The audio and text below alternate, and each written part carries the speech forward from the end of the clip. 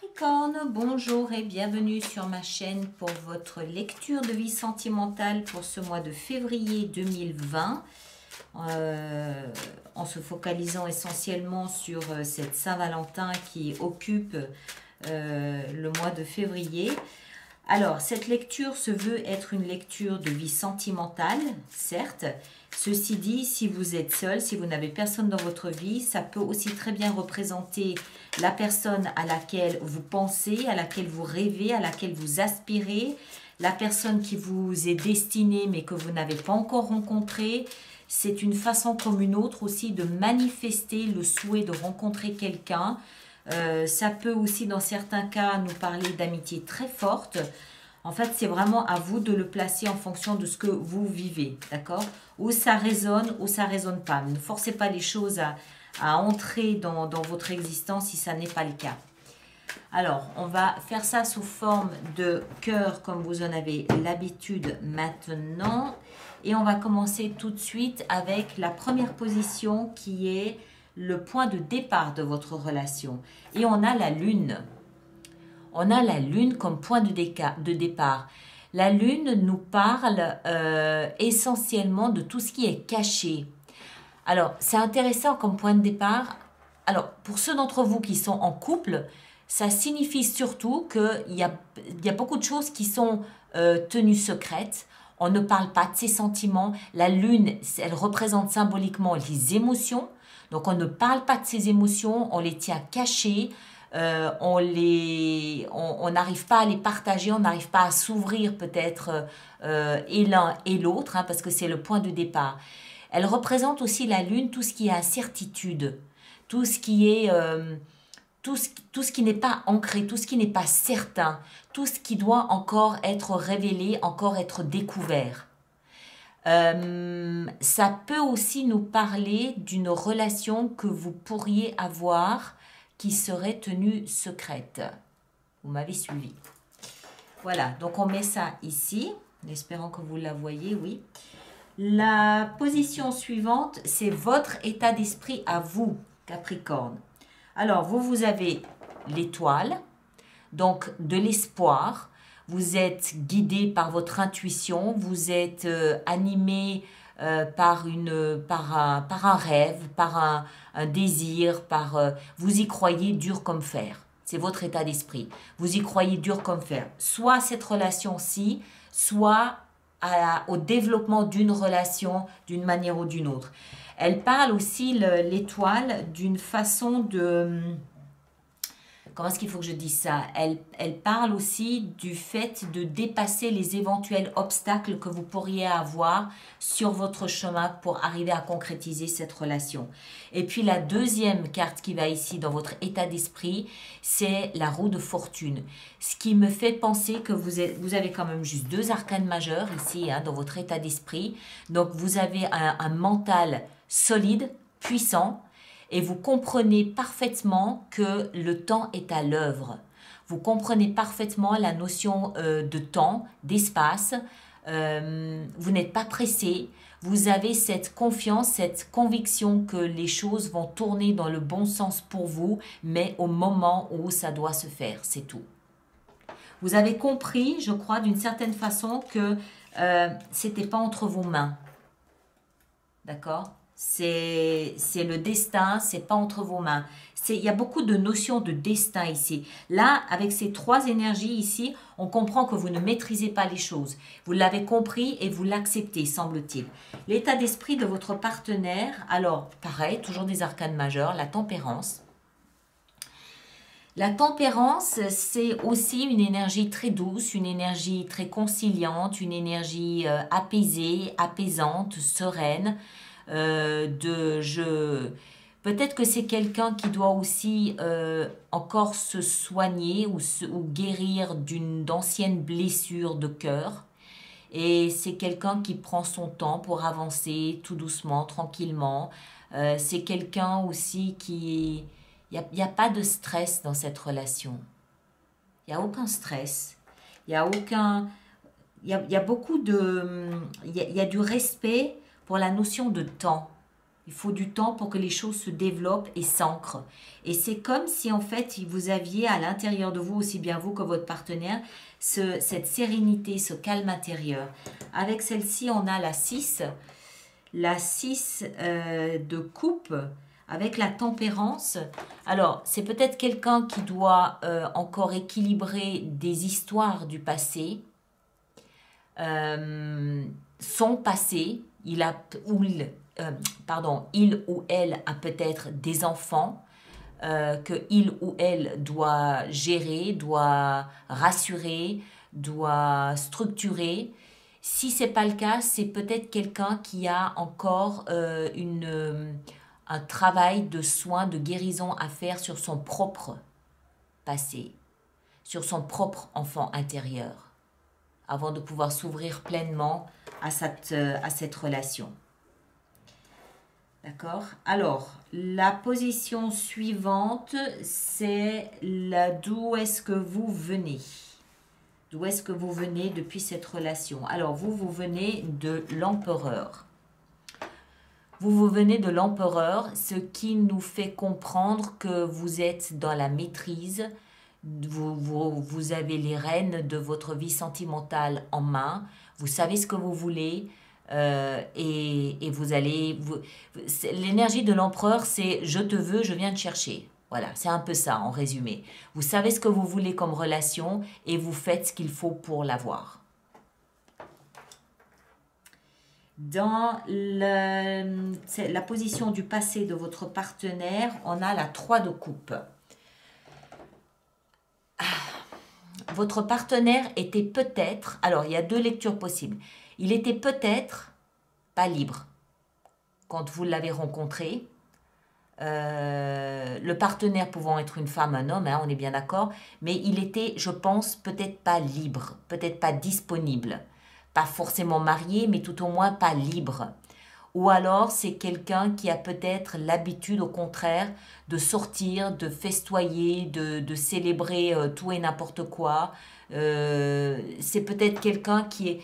Alors, c'est pas quelqu'un qui était charmeur ou charmeuse ou séductrice ou séducteur, c'est pas ça, mais c'est peut-être quelqu'un qui avait plus envie d'être avec ses amis dans son réseau, à fêter, à sortir, à s'amuser, à boire peut-être aussi un petit peu plus que de raison, à profiter de la vie et surtout de la légèreté de la vie.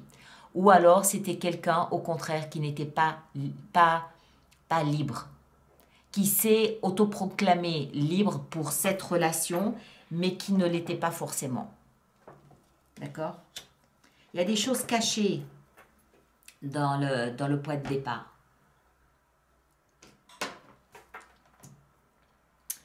Alors, les 2 positions suivantes sont les actions engagées. Alors, vous voulez que ça bouge. Chevalier d'épée, vous voulez que ça avance, vous voulez que ça bouge, vous voulez de l'action. Non seulement vous voulez de l'action, mais vous mettez tout en œuvre pour bousculer les choses. Vous communiquez, vous écrivez, vous téléphonez, vous allez ici, vous allez là, vous tranchez ce qu'il y a à trancher, vous êtes déterminé. Vous êtes décidé et déterminé. Vous. Avec ça, ben voilà, on a la grande prêtresse. Vous êtes guidé.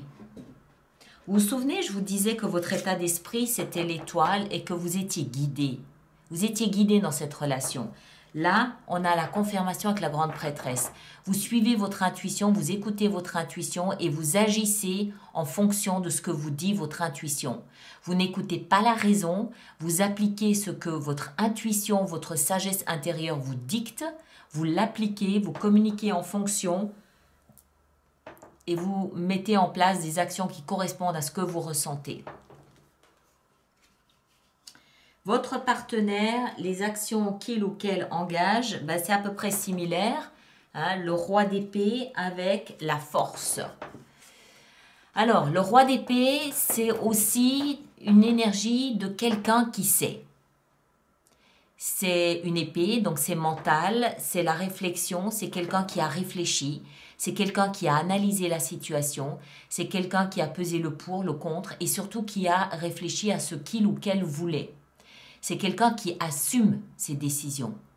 C'est quelqu'un qui assume ses faits, ses gestes, ses actions. C'est un roi, d'accord? Avec ça, à côté, on a la force. Alors, la force, c'est soit il ou elle impose un petit peu ses décisions, c'est possible. Ou alors, encore une fois, c'est quelqu'un qui se retient, qui se maîtrise. Alors, on peut se maîtriser, mais avec la force, dans cette maîtrise ici de la gueule et surtout de la peur, c'est peut-être aussi quelqu'un qui se retient de parler, qui se retient de communiquer le fruit de ses pensées. Ça peut nous parler de quelqu'un d'extrêmement secret, les deux ensemble.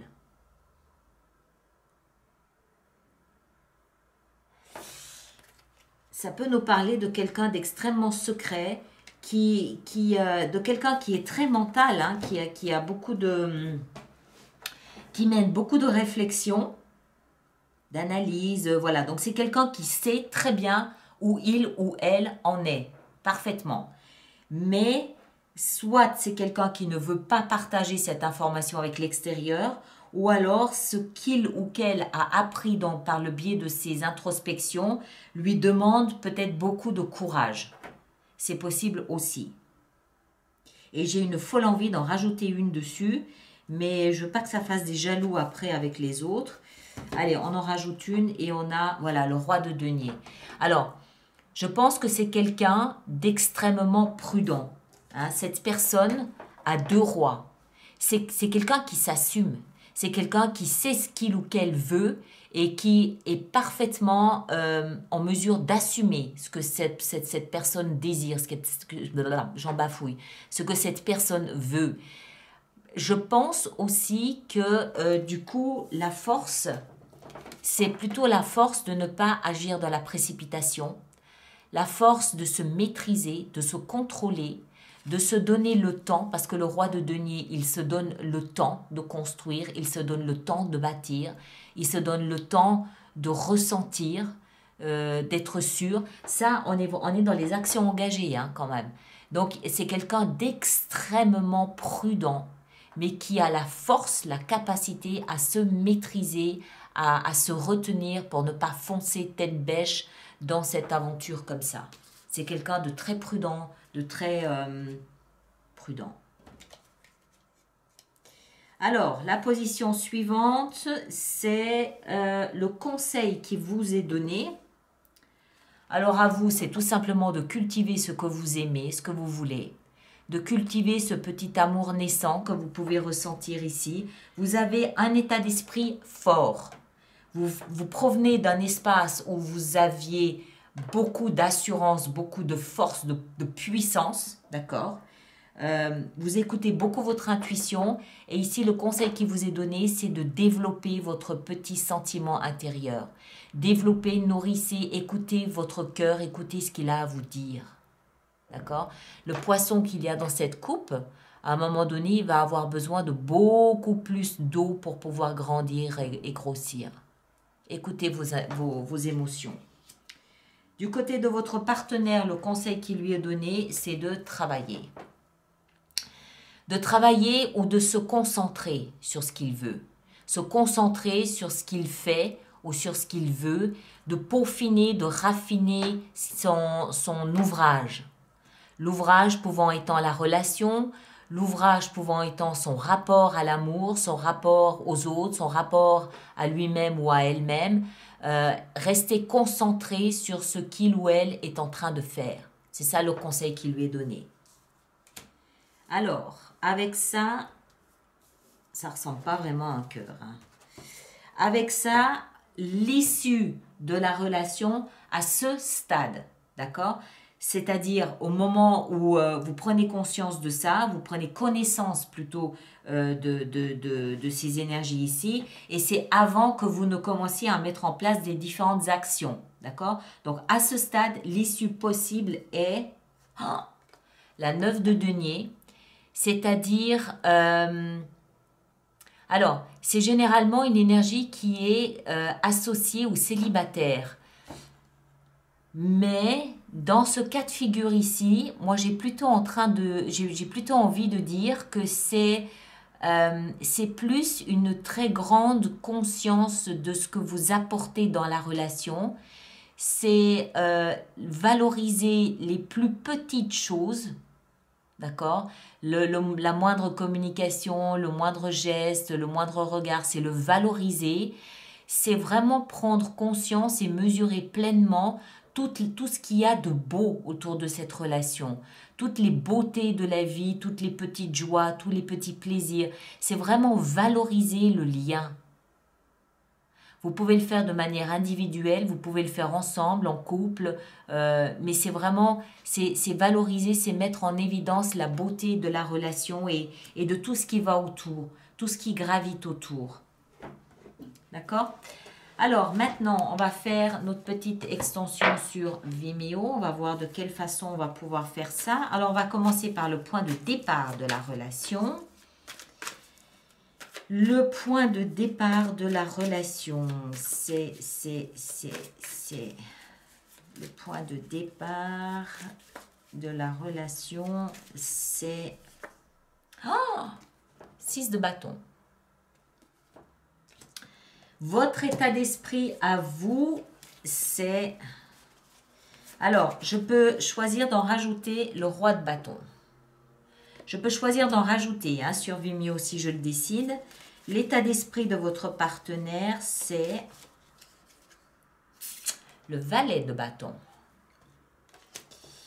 Le passé, on s'en fiche, ça ne nous intéresse plus puisque c'est passé. Les actions engagées.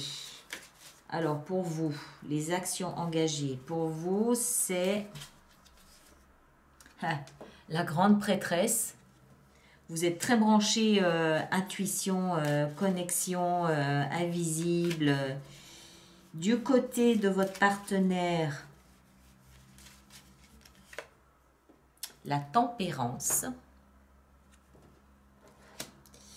Et au niveau du conseil qui vous est donné, l'approfondissement portera sur, waouh, l'as d'épée pour vous.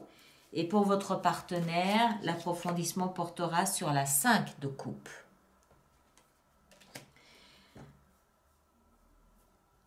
À ce stade, j'ai l'impression que vous êtes davantage prêt que votre partenaire. Il ou elle a encore des choses à négocier avec son passé. Et l'issue de la relation... j'adore, la lune. D'accord? Là, il va falloir que j'en rajoute une deuxième. L'étoile. D'accord. Allez, je m'arrête ici. Alors, ceux qui me rejoignent sur Vimeo, à tout de suite. Les autres, on se retrouve pour la lecture normale du mois de mars qui sortira autour du 20 février. D'accord? Merci beaucoup. À bientôt.